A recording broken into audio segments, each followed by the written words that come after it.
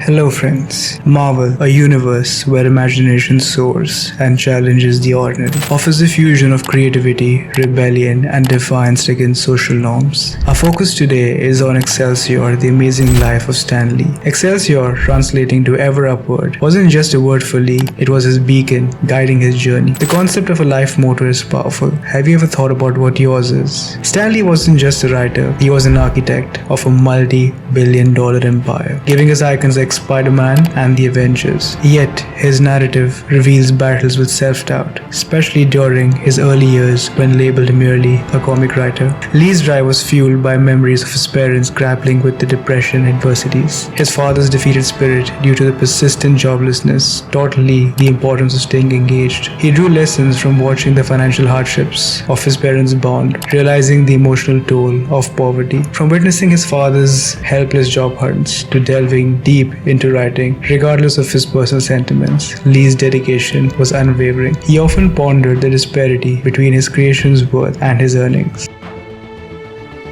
Stan Lee was a natural storyteller. From a young age, he found solace in reading, consuming everything from school texts to ketchup bottle labels. His love for reading and writing was evident, but financial pressures meant that he had to fast-track his education, making him the youngest amongst his peers. This often led to feelings of isolation. However, one of his teachers, Leon Ginsberg, with his humorous storytelling approach, showed Stan that learning could be both educational and fun. This blend of humor and information became a cornerstone of Stan's work. While some saw his confidence as arrogance, he embraced it, seeing it as authenticity. Stan's early career was diverse, from writing obituaries to other varied roles, offered a broad palette of the experiences that modeled him.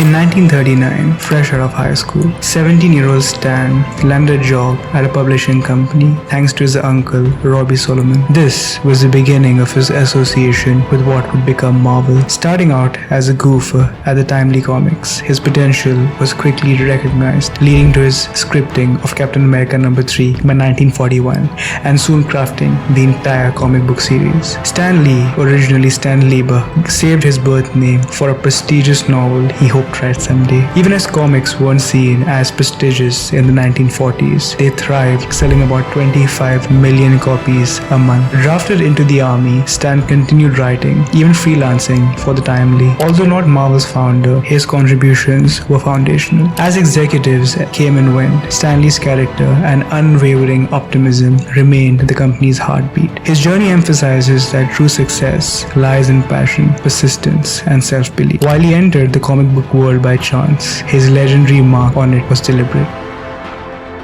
Despite his success, Stan was not immune to social criticism. The world views comics as lowbrow entertainment, and even with millions of sales, this stigma affected him. But Stan didn't waver. He found joy and purpose in his creative endeavors, which shielded him from the critics. The key message was find fulfillment in your passion, regardless of social judgments. Additionally, Stan's approach to growth was rooted in the understanding of history of his profession. By studying biographies and learning from the past, he believed that one could gain invaluable insights. This journey wasn't just about formal learning, but drawing wisdom from the experiences of others. In essence, Stan's story teaches us to recognize the potential in the overlooked and to continually seek knowledge. Embracing these lessons can lead to unparalleled success.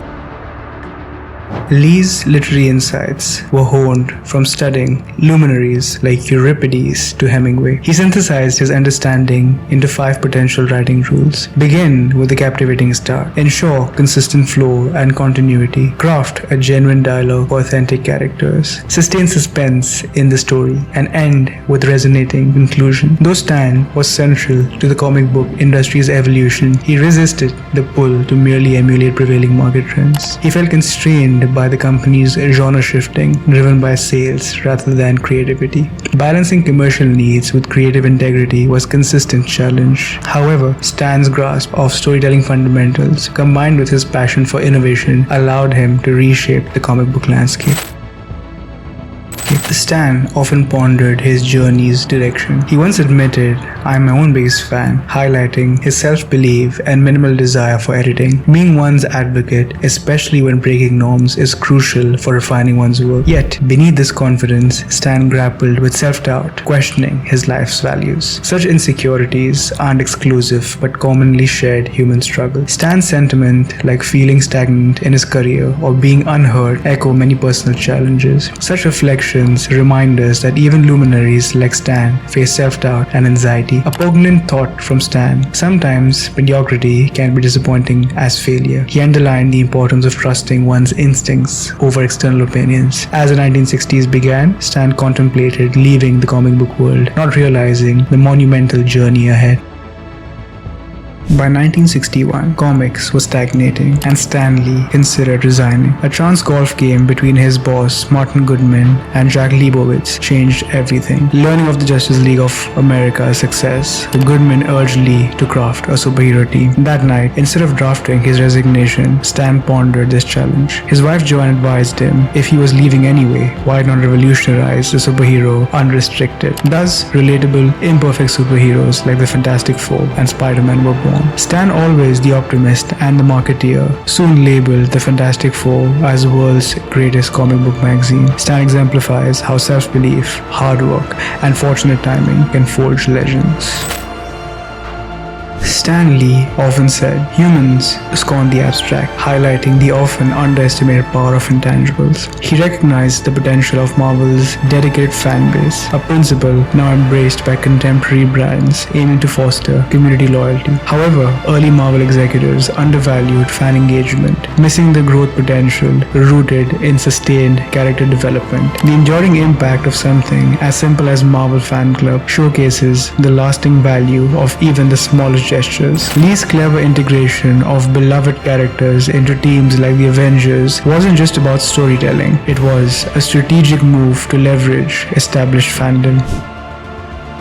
In 1968, Marvel was on the brink of a sale, but it hinged on Stan Lee's continued involvement. Despite serving Martin loyally for about 20 years, Stan's trust was tested when Martin's promises of financial security turned out to be empty. Tensions escalated when Stan, despite obstacles from Martin, promoted to publisher at Marvel, now part of Cadence Industries. Martin viewed this as a betrayal, highlighting how emotions can cloud judgment. But with his new role, Stan shifted from writing to broader promotional activities. For a decade, he zealously advanced Marvel's global brand, exemplifying his unwavering vision and commitment. Stan Lee saw immense value of direct sales early on. In the late 1970s, as comic book stores gained traction, Marvel dove into this niche market. The result? A surge in monthly sales by about 420,000 books. These specialty stores had customers ready to purchase comics, elevating Marvel's visibility. Partnering with these store owners and offering exclusive content only further boosted Marvel's brand and their sales. Even in his later years, Stan's passion was undiminished, with retirement seemingly out of the question. His life epitomizes dedication, enthusiasm, and the power of direct engagement. Well friends, that's all I have for you today. I hope you found this story to be fascinating. If you'd like to see more such videos, please subscribe to my channel, and I look forward to seeing you in the next video. Bye for now.